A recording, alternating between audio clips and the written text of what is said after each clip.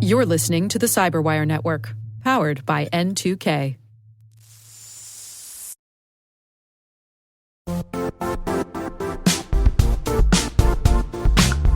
When it comes to ensuring your company has top-notch security practices, things can get complicated fast. Vanta automates compliance for SOC 2, ISO 27001, HIPAA, and more, saving you time and money. With Vanta, you can streamline security reviews by automating questionnaires and demonstrating your security posture with a customer-facing trust center. Over 7,000 global companies like Atlassian, Flow Health, and Quora use Vanta to manage risk and prove security in real time. Our listeners can claim a special offer of $1,000 off Vanta at vanta.com/cyber. That's VANTA.com/cyber for $1,000 off Vanta.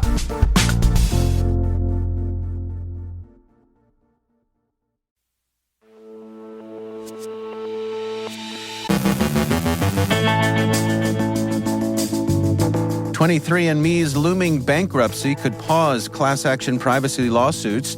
The FCC focuses on BGP. The White House looks to big tech to help secure rural hospitals. Cylance confirms a data breach. ARM warns of GPU kernel driver vulnerabilities. The world's largest law firm faces class action over the MOVEit hack. SAP releases high-priority patches. Apple redefines AI, literally, and offers up private cloud compute at their developers conference. Our guest is Chris Novak, Senior Director of Cybersecurity Consulting at Verizon, sharing the highlights and key takeaways from this year's DBIR. And share your love, but not your passwords.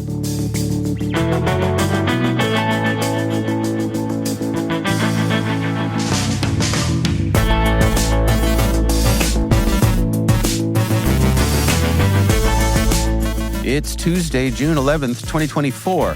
I'm Dave Bittner, and this is your CyberWire Intel Briefing.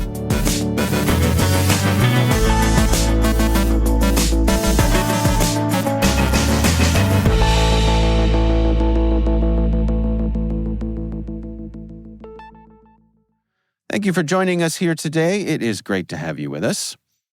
In December 2023, 23andMe disclosed that hackers accessed the personal information of 5.5 million people using its DNA relatives feature. The stolen data included names, birth years, relationship labels, ancestry reports, and self-reported locations. Initially, back in October of 23, the company had reported only 14,000 individuals affected. An additional 1.4 million users also had their family tree profile information accessed, totaling 14 million people impacted. Hackers were in 23andMe's systems from April through September of 2023. A class action lawsuit filed in January accused 23andMe of failing to notify customers of Chinese and Ashkenazi Jewish heritage that they were specifically targeted, with their genetic information sold on the dark web. U.S. District Judge Edward Chen indicated a potential pause in discovery in these lawsuits as 23andMe faces bankruptcy. The company, already struggling financially, saw its net loss more than double from $311.7 million to $666.7 million between fiscal years 23 and 24. Losing the lawsuits could push the company further toward bankruptcy, potentially resulting in damages exceeding $3 billion under the Illinois Genetic Information Privacy Act. Despite these challenges, the value of 23andMe's DNA database might attract interest for drug development deals. Additionally, the Information Commissioner's Office and the Office of the Privacy Commissioner of Canada launched a joint investigation into the breach, scrutinizing 23andMe's data protection measures and breach notifications. 23andMe has stated its intention to cooperate with these investigations. The U.S. Federal Communications Commission is advancing security mandates for major Internet providers, focusing on border gateway protocol vulnerabilities. The FCC approved a proposal requiring the 9 largest U.S. broadband providers to create confidential BGP security risk management plans. These plans must include route origin authorizations via resource public key infrastructure to enhance Internet routing security. This initiative follows warnings that hackers exploit BGP weaknesses to disrupt services. The FCC's interest in BGP security intensified after a Russian-linked hijacking incident in Ukraine in 2022. The proposed rules also demand that smaller providers maintain BGP security plans available within 48 hours upon request.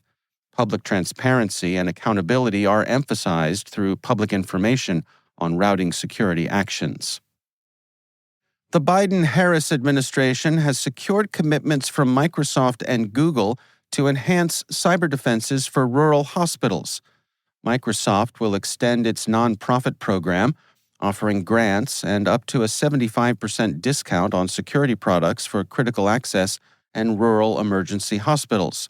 Larger rural hospitals using eligible Microsoft solutions will receive advanced security suites free for 1 year. Microsoft will also provide free cybersecurity assessments, training, and extend Windows 10 security updates for a year at no cost. Google will offer free endpoint security advice for funding support for software migration, launching a pilot program for a tailored security package for rural hospitals.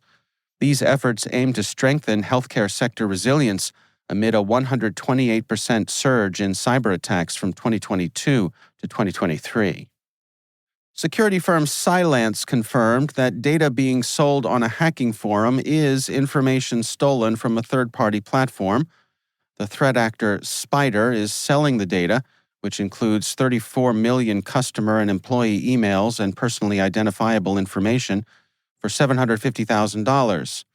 Researchers believe the data is old marketing information used by Cylance. BlackBerry Cylance stated that no current customers are affected and no sensitive information is involved. The data appears to be from 2015 through 2018, before BlackBerry's acquisition of Cylance. Additionally, Spider is selling data from Advance Auto Parts linked to a Snowflake account breach. Recent breaches at other companies have also been linked to Snowflake attacks by the threat actor UNC 5537, who uses stolen credentials to target accounts without multi-factor authentication. ARM has issued a security bulletin about a memory-related vulnerability in Bifrost and Valhalla GPU kernel drivers that's being exploited in the wild. This use-after-free flaw affects all driver versions from R34PO to R40PO and can lead to information disclosure and arbitrary code execution. A non-privileged user can exploit this to access freed memory improperly. The vulnerability was fixed in version R41PO released on November 24th of 2022. However, due to Android's complex supply chain, updates may be delayed for end users. Bifrost GPUs are found in smartphones, tablets, and embedded systems, while Valhalla GPUs are in high-end devices and smart TVs. Some impacted devices may no longer receive security updates. Kirkland & Ellis, the world's largest law firm by revenue, is facing a proposed class action over a data breach linked to the MOVEit transfer file management software hack in May 2023. The lawsuit accuses Kirkland and other companies, including Humana and Progress Software, of failing to protect personal information. The breach affected millions and led to numerous lawsuits, now centralized in Massachusetts federal court under U.S. District Judge Allison Burroughs. Kirkland represented Trilogy Home Healthcare in its acquisition by Humana's CenterWealth Home Health, transferring files with private information using MOVEit. The lawsuit, filed on behalf of at least 4,700 people, claims Kirkland delayed notifying Trilogy of the breach until October, with customers informed in March of 2024. The ransomware gang Clop claimed responsibility for the hack. SAP announced the release of 10 new and 2 updated security notes for its June 2024 Security Patch Day. This includes 2 high-priority patches, a cross-site scripting vulnerability in financial consolidation, and a denial of service vulnerability in SAP NetWeaver AS Java. The cross-site scripting flaw can manipulate website content, severely impacting confidentiality and integrity, while the denial of service issue allows attackers to disrupt service by exploiting unrestricted access to meta-model repository services. 8 medium-severity vulnerabilities affect various SAP products, leading to potential denial of service conditions, file uploads, information disclosure, or data tampering. 2 low-severity issues in Business Objects Business Intelligence Platform and Central Finance Infrastructure Components were also addressed. Organizations are urged to update their systems promptly. Yesterday, at their Worldwide Developers Conference, Apple addressed user concerns about sharing personal data with AI companies by introducing the Apple Intelligence System, which uses private cloud compute to protect data processed on cloud servers. Yes, you heard that right. As far as Apple is concerned, AI no longer stands for artificial intelligence, it stands for Apple Intelligence. Craig Federighi, Apple's Senior VP of Software Engineering, emphasized that users shouldn't have to hand over personal details to AI clouds. Many of Apple's generative AI models can run on-device, eliminating data transmission risks. When Apple's AI determines that cloud processing is necessary, it will use Apple Silicon servers with built-in Swift security tools, sending only relevant data and ensuring it's not stored or used for further training. Federighi assured that this system is verifiable, with server code publicly accessible for inspection by independent experts. Apple claims this transparency aims to establish a new standard for privacy and AI.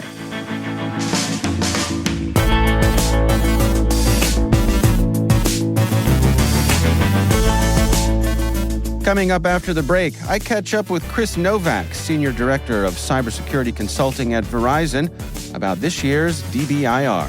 Stay with us.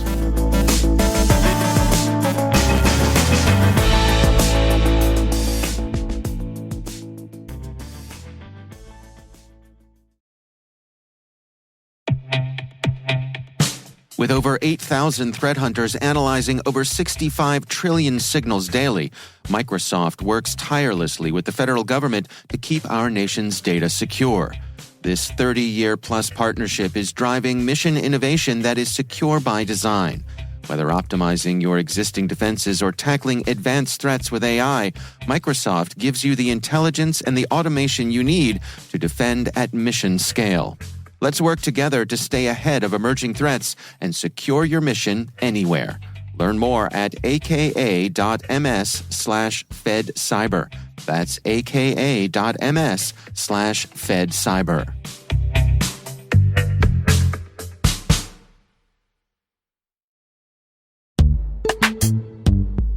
Struggling to secure on-prem apps with modern identity? Don't worry, you're not alone. Join industry leaders from Fortune 500 organizations to secure your apps on any cloud with any IDP, regardless of your environment's complexity. Meet Strata's identity orchestration platform, Mavericks. Say goodbye to the headaches of app refactoring and legacy tech debt. With identity orchestration, you can modernize legacy apps to use MFA or passwordless authentication in a few weeks, migrate from one IDP to another, and so much more without changing the app. No matter your IAM use case, Strata extends the value of your current identity investments. And the best part? You can try it for free today. Visit strata.io/cyberwire to share your biggest identity challenge, and they'll hook you up with a complimentary pair of AirPods Pro. Don't miss out. Visit strata.io/cyberwire. That's strata.io/cyberwire.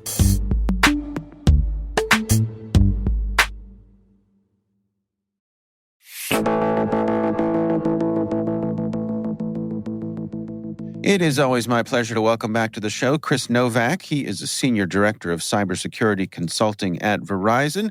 Chris, welcome back. Thanks, Dave. It's always a pleasure to be here. I have been wanting to get you on the line for a little while now to talk shop about this year's edition of the DBIR. This is By my count, this is number 17, I believe. That's right. Your count is correct. 17 years and going strong. Well, I mean, let's dig in together here. Can we start off with some high-level stuff? I mean, was there any particular theme that kind of bubbled to the top as you and your colleagues put together this year's edition? Yes, I mean, we've got more data than we've ever had before. So this year, as you mentioned, 17 years, we've got data across 94 countries. So it's, I think, more global than we've ever done before. And then in terms of just the amount of incidents we have data on, it's exceeding 30,000. And the number of data breaches is exceeding 10,000. So we're looking at a much bigger sample set to draw from and hopefully have, better conclusions for you all. Well, let's dig into some of the specifics here. Where should we begin? What really caught your eye this year? I'd say one that really jumped out was around exploitation of vulnerabilities. When we looked at the data there, we looked at the CISA known exploited vulnerabilities catalog, and we looked at it through the lens of how long is it typically taking organizations to patch these vulnerabilities, and kind of compare and contrast that with how long does it typically take before we see substantial scanning for the vulnerabilities, kind of implying that there might be exploitation that follows. And that timeline is actually really interesting. For example, if you look at 55 days out from the point in which that vulnerability is known, most organizations are only at about 50% patched. That means there's still a substantial amount of these vulnerabilities that are still out there exposed. I don't know if you want to take a guess at how quickly the threat actors are moving on scanning for these vulnerabilities. Oh gosh, are we measuring in days, hours, or minutes? Days. We're looking at 5 days. So compare that to at 55 days, we're only 50% patched. And at 5 days, we are already starting to see kind of mainstream scanning. And so there's a picture that I think that paints, and it's the first time we've done it in the DBIR. We call it our survival probability chart, which I think is maybe a bit of an ominous sounding visualization, but it really kind of tells the story of, hey, we need to get on the patching, but it's not just about patching quicker. Obviously, if that was the case, everyone would be out there doing it. It's not that simple, right? You've got finite resources, finite budget. There's compliance requirements you may need to go through in order to be able to even just patch a system. So we're looking at it more now through a lens, I'd say, of kind of risk quantification and more of a risk-based approach. That's interesting. Let's talk ransomware and extortion. You all gathered up some pretty interesting information when it comes to that. Absolutely, yeah. So it's interesting when you look at it through the lens of what we historically looked at ransomware, and we saw a giant kind of hockey stick up in the chart over the last several years. And then over the course of the last 2 years, we saw it kind of start to plateau. And in fact, if you look at the last 2 years, it's actually been now a slight decline. And it's interesting, for the first time, we broke that out further. You mentioned that extortion. And obviously, ransomware is always kind of a form of that. But what we started to do is maybe kind of play with the data a little bit and say, what else can we kind of tease out of this? Because we weren't convinced that threat actors were just closing up shop and going home. And what we saw was that while ransomware started to decline, they really kind of pivoted over towards kind of more pure extortion attacks. So I'll give you an example, a DDoS. They'll conduct a more lightweight DDoS to show that they can take you down and then say, if you don't pay this ransom, we're going to hit you with another one, a bigger one, a worse one, and we're going to hit you on a day that we know is really critical for you. It's a new product release date, an investor day. There's something big going on that it would be a really embarrassing day for you to be completely down. And so things like that, or the other thing that we're also seeing is extortion attacks around, for example, targeting executives, where they will look to get data on executives of an organization and then say, look, if you don't pay the ransom, we're going to expose this information about the executive team, or the organization that will put you in a precarious situation, either personally or operationally from a business perspective. So they're trying to find other ways to monetize their attacks. But again, kind of coming back to that broader narrative of they're still very much focused on what kind of attacks can they leverage for financial gain. Well, some of the data that you all captured here digs into financially motivated attacks, which of course ransomware and extortion are. There's some interesting numbers here that you all were tracking. Can you share some of those findings with us? Yeah, so we see that the majority of the events in the 90+% are financially motivated. And it's interesting because if you look at it also typically by region, you'll also typically see some other nuances that will pop out as well. So, for example, that kind of global basis financially motivated attacks lead the charge. Espionage related events that are typically targeting things like intellectual property and trade secrets, single digit percentages. But where that really starts to flip is when you start looking at it at the global or more at the regional level. For example, in EMEA, we see more insider activities than we see externally threat actors on that global basis. We see a bit of a shift there where insiders play a bigger role than what we see on the global landscape. The other one that's interesting is if you look at the APAC cut of the data, we see a much higher percentage of nation state threat actors than we see in any of the other data sets as well. So it's interesting to see almost more of a regional breakdown view than I think what we've seen historically in the past, where it's been maybe a bit more homogenous. And I think part of this also gives rise to maybe there's some different reporting differences. For example, in EMEA, we see more mandatory reporting and disclosure elements around attacks. And so that might give rise to why we're seeing more information around, say, some of these insider-related elements. But I think the APAC one is probably much more related to geopolitical tensions. We see a lot that's changing in that landscape, and that's really bearing out in terms of cyber being kind of a proxy for other types of kind of broader scale political actions.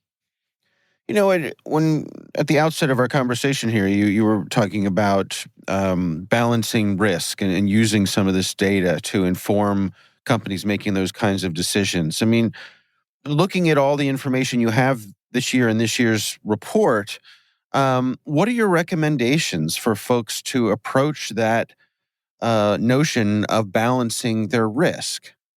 Yeah, so I'd say one of the big things that we're really recommending organizations look at is a form of cyber risk quantification. And I think it's starting to also naturally take shape from the perspective of things like the new SEC regulations are now starting to encourage organizations, or maybe even mandates a better word, of looking at, what their risk posture is. The wording, for example, in some of these regulations are saying they need to disclose in the event of a material breach.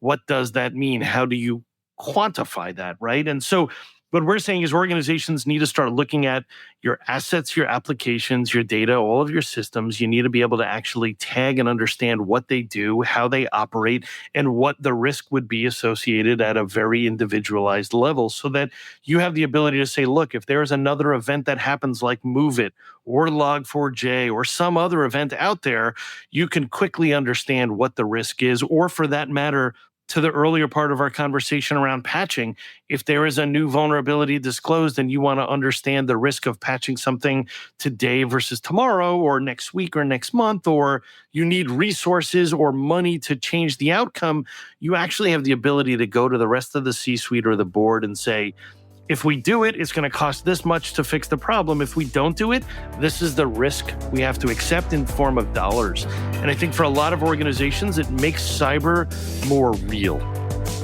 All right. Well, Chris Novak is Senior Director of Cybersecurity Consulting at Verizon. Chris, thanks so much for joining us. Thanks, Dave.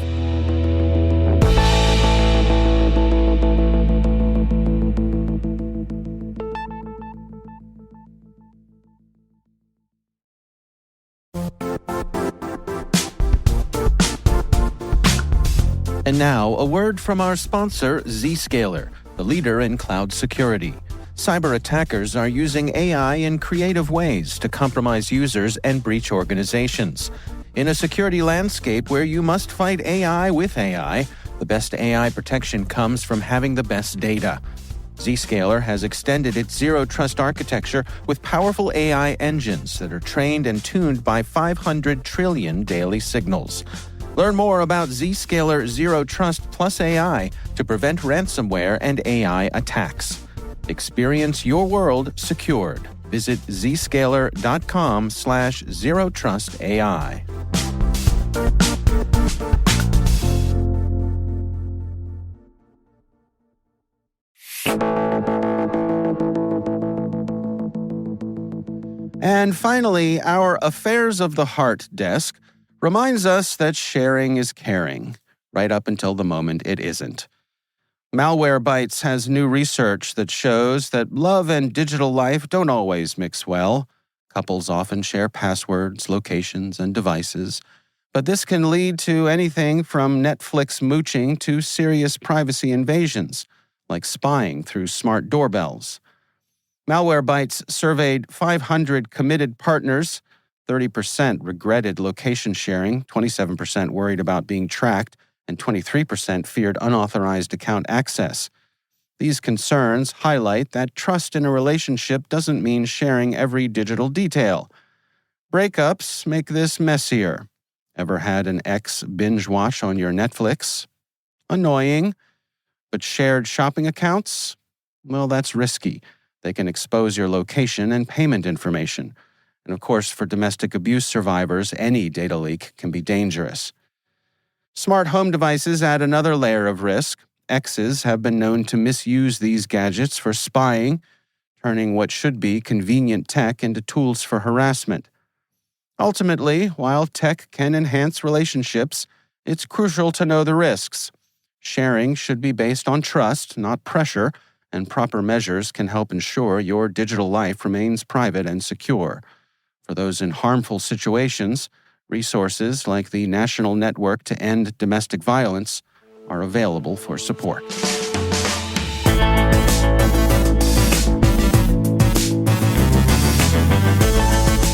And that's the CyberWire. For links to all of today's stories, check out our daily briefing at thecyberwire.com.